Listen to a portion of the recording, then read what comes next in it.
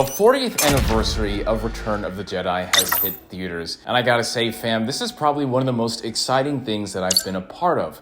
But I do have my criticisms, not of just the film, but maybe the promotion and the events surrounding Orlando, because I live in Orlando, Florida, and I really didn't feel like it was a special thing. But I'll talk more about that in just a second. Let me just say, I'm always really excited to go see Star Wars in theaters. And for me, the largest criticism that I have for Disney Star Wars is that I don't feel like we're getting enough movie experiences. We have so many Disney Plus shows, of course, all the books and comics, and I feel like everything has just been focusing on the streaming services. But we know about the stories of the canceled movies, stuff that's being shelved on production indefinitely. And now it seems like a little bit of that is going to change with these new 3 movies that have just been announced. But this really took me back to the early 2000s and late 1990s. I think I remember Return of the Jedi and the original trilogy was being thrown back into theaters to promote some of the newer movies. And I think I saw Return of the Jedi or Empire Strikes Back. I remember seeing a few of them in theaters. But the one that I remember the most, of course, is the prequels, Attack of the Clones, Revenge of the Sith, Phantom Menace for the first time. Oh my gosh, I remember seeing Phantom Menace on the big screen. And I think those memories is ultimately why I became a Star Wars fan. But as a kid, you just want to see the lightsabers and the villains, and I know I'll never forget seeing Darth Maul for the first time. And that is relevant to Return of the Jedi, and why I'm seeing it is because this all has bolstered. I grew up for the prequels, so I wasn't alive during the original trilogy time, and seeing this in theaters, the Return of the Jedi 40th anniversary, was very special to me. Now, I went to a very small Regal theater, and I kind of regretted it because the theater wasn't really well done. It wasn't really nice. It had a very small screen. The theater was jam-packed, though, on a Sunday morning for a matinee. And I remember trying to get my tickets earlier than that. Saturday was ridiculous. Friday was ridiculous. And I think only the weekdays closer to May the 4th, so today on Monday and Tuesday, and I think the rest of those weren't as packed.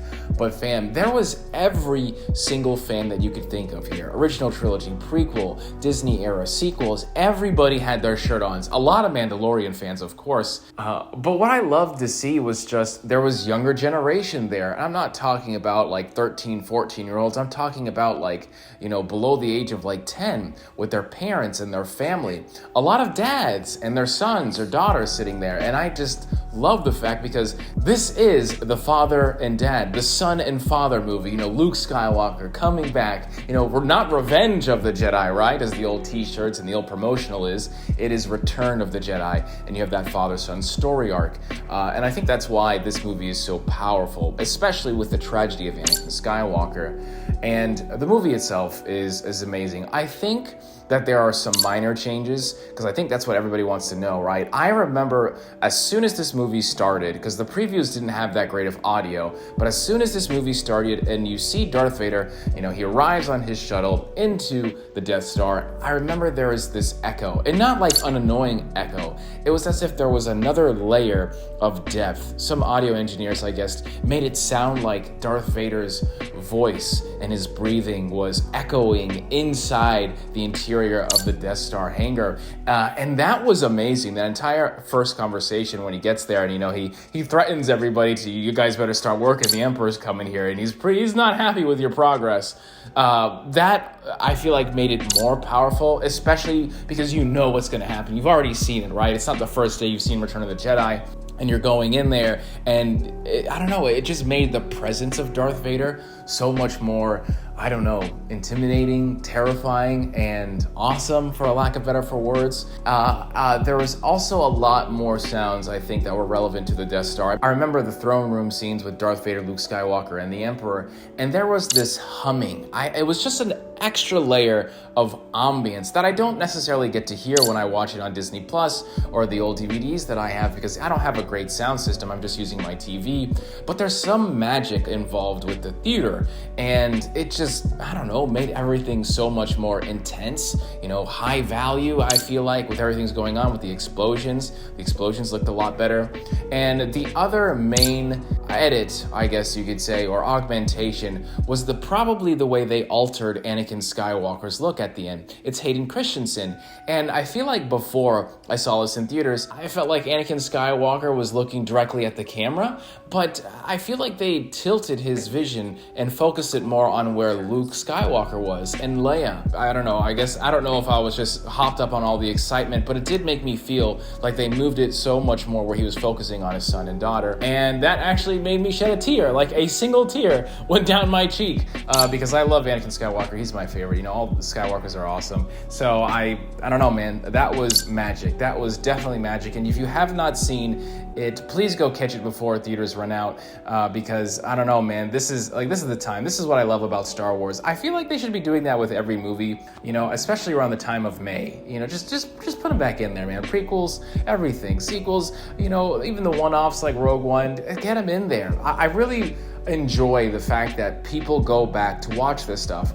There was even a couple there that was dressed up as Han Solo and Leia, and I love that type of passion. You know, I make these videos because I'm enthusiastic. I get really excited about Star Wars. A lot of times, you know, people get really annoyed with it, but I love when I see other people go that extra level because I understand that. That makes a lot of sense to me. The one thing I love too is that you have all these generations, you know, this mix of people in such a crazy political time, and they all can just take a moment of time to enjoy Star Wars and clap and cheer, and I don't really hear that in a lot of movies these days, especially before the Star Wars and Marvel era. And what I mean by that is like when the Infinity War and everything else was coming out, when they had their couple of first phases, you know, you saw people getting excited and shouting out what superheroes that they loved or what they knew was going to be next. But you don't really hear that now. I feel like Star Wars is one of the only consistent franchises where people get excited about. This is an older movie. This was released in the 80s, and they're still getting excited. They're still cheering. They're still laughing at Boba Fett falling into the Sarlacc pit.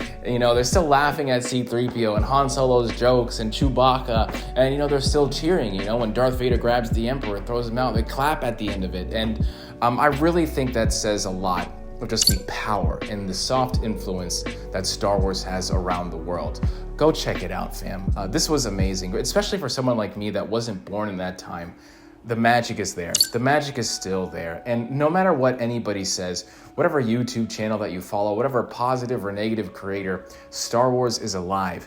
People love their Star Wars. They love their characters. It doesn't matter what year you were born. It doesn't matter if you're a sequel fan or original trilogy fan or prequel fan. They all loved it. They all were there, man. And this is so unique in this time setting where everyone is so vulnerable to this influence of social media and getting these different type of vibes and their information from so many different outlets.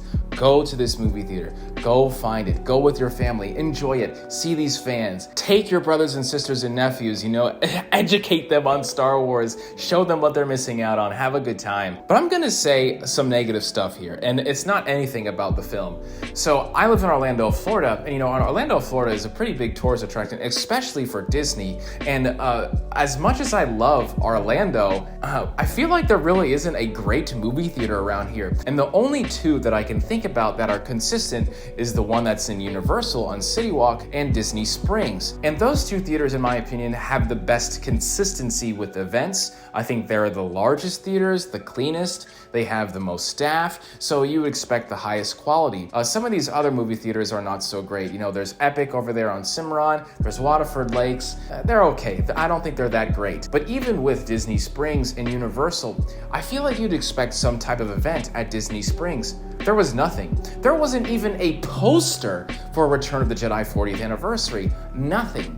Where the snack bar is and the concession stand is, so you can see the popcorn boxes and spend $100 on all the stuff and posters that, you know, that I'm gonna spend on because that's the type of person I am. No matter how broke I am, I just need to get my popcorn box, right? And there was none of this. There was none of this. There was no cups, no popcorn boxes, no posters. And that's the biggest thing is the posters, the promotional. I wanted to take a photo of this. I wasn't born during the time of the original trilogy, so this meant a lot to me to capture memories and keep this forever or something, just so I can hold this memory for the rest of my life. I mean, I didn't even get ticket stubs because everything is like online today. So that physical aspect for me to remember everything is just not there. And as much as I love this and as much as this is a special moment in my life, I feel like there's an opportunity for me to forget the physical aspect of this, which is kind of weird to say, but I like the ticket stubs. I like a poster. I mean, dude, even a popcorn box or a cup or something, that I could have. And they didn't have anything, and not just the theater that I went, but also at Disney Springs. So, but at the end of the day, these opportunities don't really come around too much. I hope that you have an opportunity to go and get this. Even if life is hard right now and you're working, please go out, go watch Return to the Jedi in the theaters, fam. Take that time, even if it's only like a 8 o'clock showing or something really late at night. You got school tomorrow. I'm telling you, fam, it's gonna be worth it just to watch all this again. And as Star Wars fans, we always watch this stuff over and over and over. But the magic is on the big screen, fam. The magic is on the big screen, and that's where I think Star Wars is the best. All right, fam, that's all I got for a review for Return of the Jedi. Oh, it was so fun. I'm probably never gonna stop talking about this experience. I loved it so much. I've been talking about this entire experience all day, all night. It's gonna be very hard for me to forget. I really did wish I had a poster, but this was very special. Man, it's in this nice little corner of my heart with everything else Star Wars, and man, just in life. I loved it. I can't wait to see the next Star Wars movie in theaters. If you like this review, make sure you subscribe. We got so much content here. I'm always excited about something, and I won't stop making stupid faces. So if you like that, go ahead and subscribe. We got the Jedi Survivor playthrough going on. There's a lot of stuff coming, all right? I hope I'll see you around, fam. The sun is going crazy right now. It's about to rain. I don't know if it even knows what it's supposed to be doing today, but hey, I'll see you around, okay? I'm gonna get closer to the camera now and say deuces.